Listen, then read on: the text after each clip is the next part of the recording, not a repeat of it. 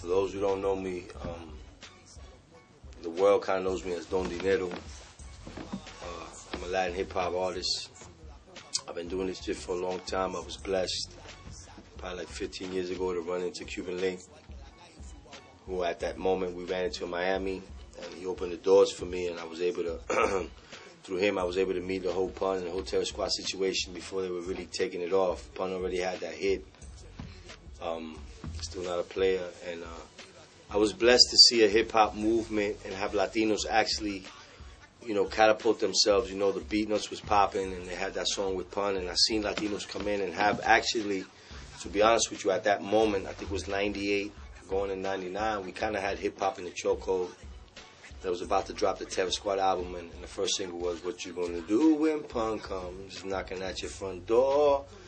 So as Latinos, we had it, and I feel that success breeds a lot of different things. I always tell my young niggas that, and I was telling Mesa that today, and I think I was telling Cash, Rules, all that, that money, when money comes involved in deals, there's a lot of different things, because the least you expect to pop will pop, and by you having success in this music business, it breeds jealousy and a lot of different things. So I'm not going to specifically say that happened with TS, but let's say after Pun passed away, a lot of people didn't see eye to eye and it moves, but throughout that whole experience, everywhere I would go with them, I would always see predominantly 80-90% Latinos in the crowds with the shows, and I was like, there's a market here. So I started working on my Spanish album back then, and niggas thought I was crazy because there was no market. Niggas in Puerto Rico was doing playero. It wasn't even called reggaeton yet. And here I am spitting the street shit. I remember one of the first street joints I really did. The niggas was feeling, and you always have to have acceptance with the niggas in your clique before you try to put it out there. And this is before MySpace, before this internet explosion, I think before, we niggas had cell phones, but it wasn't how it was. And I had a song called Yo No Sé. Oye, cuando va pa' Cuba, yo no sé. And it was some street shit, so when I got the acceptance, I just kept going because you need that. And I always had the confidence that I was going to be able to do something. So, I took my whole family and I took whatever money I had, and I had an investor at the time, Bruce McLean, and I moved to Miami to do an album called Que Volar.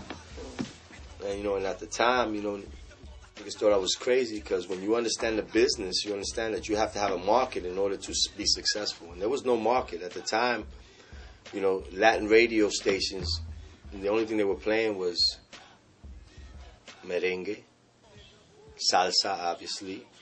Carlos, before Juanes, there was a guy named Carlos Vives from Colombia, and they were playing his shit. Celia Cruz was alive, Mark Anthony was popping, and then there was a young bachata group called Aventura that was coming hard. So, that's kind of what Spanish radio was consist of. And if you understand rotation, they only play 16 songs at a time, 4 times a day, and they rotated. And they played commercials. There was no urban movement at all. So I went to Miami, man, and I put a whole album together. But out of that album, I wrote a song in Jersey called Pana Pana. And it was basically talking about us coming together. And I was talking about my experiences, my father, who was a street dude. So it was kind of like a folklore. It was that kind of story, but it was real. So everybody loved Pana Pana. So I me personally, as a producer, I put my whole album together. I didn't use anybody because there was no...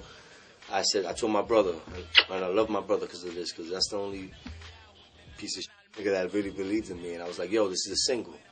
So my brother would go around. We made a bunch of singles because I took that whole street mentality we took a bunch of singles and we started giving them away. And the streets was loving Pana Pana. But every time he took it to a radio station or he took it to a TV guy, gave my brother a show, it was like, nah, we can't play this. There's marijuana. Are you crazy? So my brother started getting frustrated. He was like, man, this shit ain't going to work. And I was like, yo, give me 10 minutes on the radio station. And I swear to God, we'll never look back. So my brother's the type of nigga, he says, fuck you, but every time I drop a jewel, he would eat it up. So he calls me 3 weeks later. He goes, yo, there was a show, the Fonomemecos, before it was La Calle, before Univision invested in this movement, they had Latino Mix in New York, which was now La Calle, and now it changed to something else. And in Miami, they had Salsa 98, and they had The Sol, which is the Sol is the sister of La Mega up here. So I took the song first to The Sol because it was the biggest radio station. It was like, you crazy. So my brother went to salsa and the Fonomemecos. We already had a buzz in the street because the street was loving Pana Pana. So they heard of the song. And it's like, fuck it, we'll fill in the last 10 minutes, whatever. So their show goes from 6 in the morning to 10 in the morning. You know, most morning shows are 4 hours. They told me to be there at 9:30. That I was going to go on at 9:50. And 10 o'clock I'm out. So I said, fuck it, I took any platform. My brother was like nervous. People think I'm cocky. I'm not cocky. I'm confident because I always felt, you know, and it's important, you know. Cass was saying so earlier, you gotta believe in yourself, man. If you don't believe in yourself, you'll never give that energy for other niggas to jump on board and believe in you. So I always believed in myself. Even today, I know what the fuck this movement's going. So my brother gave me the 10 minutes. We was in a radio station. He's like, oh, fucking jumpy. I'm like, whatever. So we walk in there. The first 5 minutes was the interview. And the last 5 minutes where they would play the song. So the first 5 minutes, they're talking to me, oh, coño, che, tu sabes. They're talking to me in Spanish. Tell me, yo, I heard your song, it's popping, pa, pa, pa, pa. And when I got on the mic, I used that time to say, look, the Latin movement right now needs an urban voice. Alguien tiene que representar la calle, lo que está pasando. Because I felt salsa and all the genres of music, when you hear them people sing, they were singing to the hood, but the hood never had somebody really from the hood represent them, because everybody else is kind of like, So I remember telling him that movement while I was here, and when they played the song, I remember I was sitting here, we had the phone, and Memecos was 2, and they had a shorty who did the news, and then the producer was in front with the dashboard. And if anybody knows Pana Pana, Domingo starts off going, le, le, le, le, le, le, Pana Pana, vamos. I swear to God that before I got to spit my first verse, which is no había duda que mi vida iba a ser dura, before I started that, the phone lines were lighting up. Pa, pa, pa, pa, pa, pa. And the producer was looking at us like, what the fuck is that? Because they ain't never seen that. By the time the program director is Leo Vela, I got to commend you for really, you know, starting this movement. I think they had more than 3,000 phone calls by 12 o'clock saying, who the fuck is that? And Leo Vela came in. He was the program director. He had the show from 3 to whatever, 7, whatever the people go home. And he put the song on rotation. And Leo Vela popped off Pana Pana, hard body. And I went from being a nigga that nobody knew that I couldn't even pump gas. You know, it was the first time they ever heard a street nigga spit that street shit and be part of them. And I'm in Miami, so... You know, that's what Don Dinero's about. I think Don Dinero, I'm the alchemist, man. I take a piece of copper and turn it into gold, and I continue to mull it. So, I can't even explain the years I got in, and you know, like I tell you, because I feel like I'm about to turn 21, because I'm still in the movement, man. My niggas keep me young. The movement keeps you young. And I think, you know, I respect Jay-Z, who's only going to turn about 40, but, you know, he was blessed. When he came in the game, the movement was there for him. He had options with labels. He knew the game plan.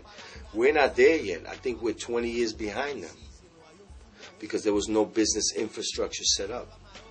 Def Jam, when you count the Latin artists that Def Jam has, is minimum. If they're Latin artists, they don't even say they're Latin.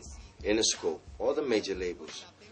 You know what I'm saying? And if we're the minority in the game, when, you know, you look at BET, if Fat Joe ain't there, we're not even represented. But if you look at the percentage of music that we buy from the BET artists that perform and get awards, I say we're up in the 20-30% easy.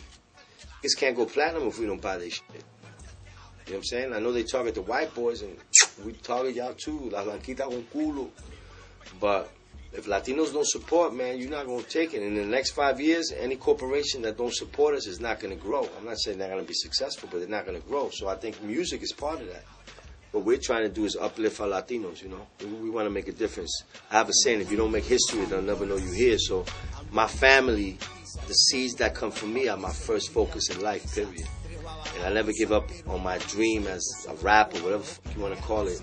But I'm a messenger. You know, I bring a message every time I speak.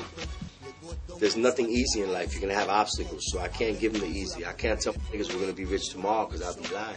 But if we do this, and that, then I think we can get somewhere. You feel me? So I try to lead. You know, who's going to lead us without trying to rob and cheat us? I try to really preach that every day. And I don't fake the funk. And I don't lie to my niggas in my circle. You know, nothing really matters to me but the niggas that are in the trenches with me trying to do the same thing and have the same goals and aspirations and get their message out. So hip-hop has given us that avenue. You know what I'm saying?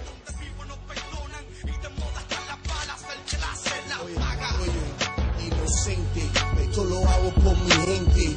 Compre el feeling, yo compro el 20.